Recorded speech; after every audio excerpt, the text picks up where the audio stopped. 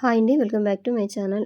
మనము పైపింగ్ వేసేటప్పుడు క్లాత్‌ని కరెక్ట్ ఫోల్డింగ్ చేస్తేనే నీట్‌గా పైపింగ్ అనేది వస్తదండి. అది ఎలా ఫోల్డింగ్ చేయాలి, ఏ విధంగా స్టిచ్చింగ్ చేయాలనేది వీడియోలో చూపిస్తానండి. వీడియో అయితే స్కిప్ చేయకుండా చివరి వరకు చూడండి ఫ్రెండ్స్. వీడియో నచ్చితే ఒక లైక్ చేయండి. చూడండి, రౌండ్ నెక్‌కి రౌండ్‌గా వచ్చేటానికి మనం క్లాత్‌ని ఏ విధంగా ఫోల్డింగ్ చేస్తే నీట్‌గా వస్తదనేది వీడియోలో చూపిస్తాను. హ్యాండ్స్‌కి కూడా పైపింగ్ వేశాను.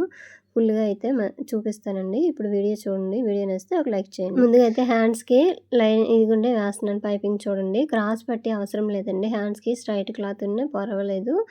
ఎందుకంటే ఇది వెనక వైపు తిప్పేస్తాం గానీ ఇది వంక తిరగదు కదా! అంటే రౌండ్‌గా ఉండదు కదా! పర్వాలేదు. అందువల్ల స్ట్రైట్ క్లాత్ తీసేసుకొని 12 నంబర్ థ్రెడ్‌ని తీసేసుకొని ఇలాగా లోపల ఫోల్డింగ్ చేశాను చూసారా? ఈ విధంగా అనమాట. ఇప్పుడు వీడియోలో చూడండి. ఈ విధంగా పెట్టేసుకొని కొంచెం పై క్లాత్ అనేది ఎక్కువ ఉంచేటట్టుగా, కింద లోపల క్లాత్ అనేది కొంచెం ఉంచేటట్టుగా ఇలాగ స్టిచ్ వేసుకొని రావాలి. ఇగోండి చూడండి వీడియోలో ఈ విధంగా కొంచెం ఎక్కువ క్లాత్ పైన ఉండేటట్టుగా చూసేసుకోవాలండి.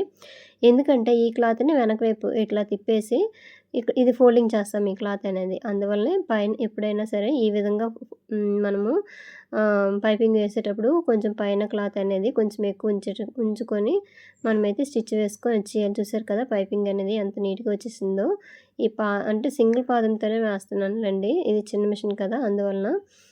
ఇగోండి ఇలా అయిపోయింది కదా! ఈ వెనక వైపు తిప్పేసి ఇందాక క్లాత్ ఎక్కువ ఉంచాం కదా! ఆ క్లాత్‌ని ఇలా ఫోల్డింగ్ చేసేసి ఈ సైడ్‌నే ఇంకో కుట్టు వేసుకొని వచ్చేస్తే సరిపోతది. నీట్‌గా వచ్చేస్తదండి. అయితే ఈ క్లాత్ వచ్చేసి నేను సారీలో క్లాత్ మాత్రమే తీసేసుకున్నానండి. ఎందుకంటే ఈ కలర్ క్లాత్ అనేది నా దగ్గర లేదు. లేదంటే మనం షాప్‌లోన గోల్డ్ కలర్ క్లాత్ అయినా లేదంటే సిల్వర్ క్లాత్ అయినా ఇవైతే దొరుకుతాయండి.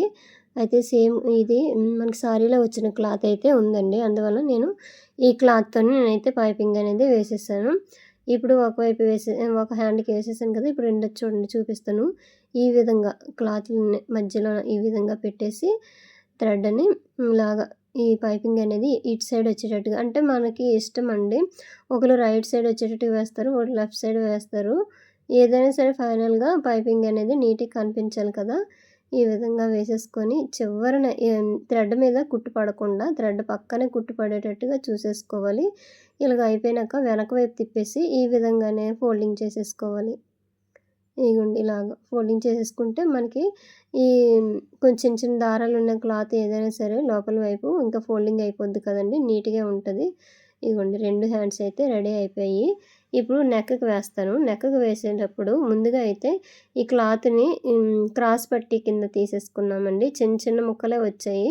ఈ ముక్కలన్నీ కలిపి క్రాస్‌గా జాయింట్ అనేది వేసేసుకున్నాం. చూపిస్తాను చూడండి. ఇగోండి ఇలా క్రాస్‌గా కట్ చేసుకోవాలి.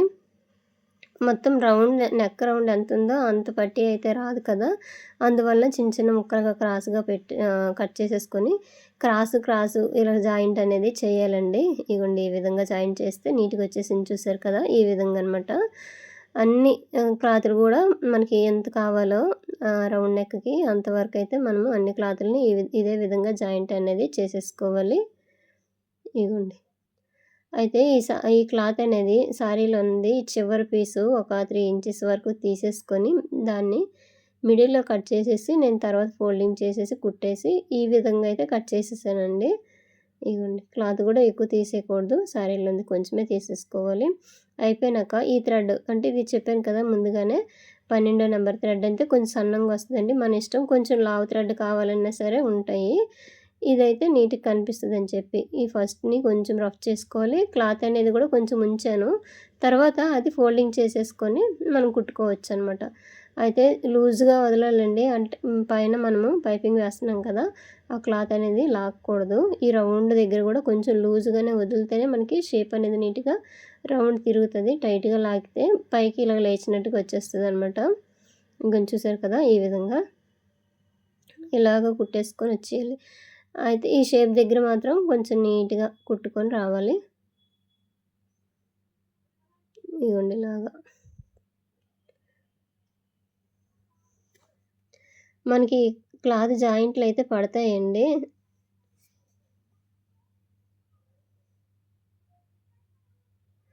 ఈ పీసులు గూడా ఒక క్రాస్‌ని ఇంకొక క్రాసు కలిపేసి జాయింట్ చేస్తేనే మనకి ఈ రౌండ్ అనేది బాగా తిరుగుతది. అయిపోయింది కదా! చూసారా? ఈ విధంగా వస్తదనమాట. నీట్‌గా కనిపిస్తది. ఇప్పుడు వెనక వైపు తిప్పేసి ఈ క్లాత్ ఉంది కదండీ! ఈ క్లాత్‌ని వెనక వైపు తిప్పేసి ఫోల్డింగ్ అనేది చేసేసుకోవడమే. చేసేసుకొని సైడ్‌నైతే కుట్టు వేసుకొని రావాలి. రౌండ్ తిరిగే సైడ్ మాత్రం అసలు సాగదీయకూడదండి. స్లోగా లూజ్‌గా వదిలేటట్టుగానే మనము వేసేసుకోవాలి పైపింగ్ అనేది. ఫైనల్‌గా అయిపోయిందండి. వెనక వైపు తిప్పేసి ఆ మిగతా క్లాత్‌ని ఇలా ఫోల్డింగ్ చేసేసుకొని కుట్టేసుకొని వచ్చేస్తే సరిపోద్ది. ఎక్కువ కుట్లు కూడా పడవండి చూసారా? నీట్‌గా ఈ విధంగా కనిపిస్తదనమాట. ఫినిషింగ్ కూడా అందంగా ఉంటది. ఇగోండి ఈ క్లాత్‌ని ఇలా ఫోల్డింగ్ చేసుకోవాలి. క్రాస్ పట్టీ చేసాం కదా! అప్పుడు చిన్న చిన్న ముక్కలు జాయింట్లు కూడా కనిపించాయి కదండీ! అవన్నీ ఇప్పుడు లోపల సైడ్ వెళ్ళిపోతాయి.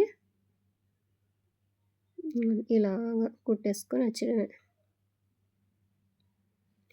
ఈ చివరికొచ్చేసరికి ఎక్స్‌ట్రా ఉన్నది క్లాత్‌ని ఇలా ఫోల్డింగ్ చేయాలి. ఇప్పుడు వీడియోలో చూపించాను కదా! ఈ విధంగా ఫోల్డింగ్ చేసుకొని ఇక్కడ రఫ్ చేసుకుంటే అయిపోతది. ఇగోండి నీట్‌గా ఈ విధంగా పైపింగ్ అనేది వచ్చేసింది. చూసారు కదా! ఈ విధంగా వేసుకోవచ్చండి.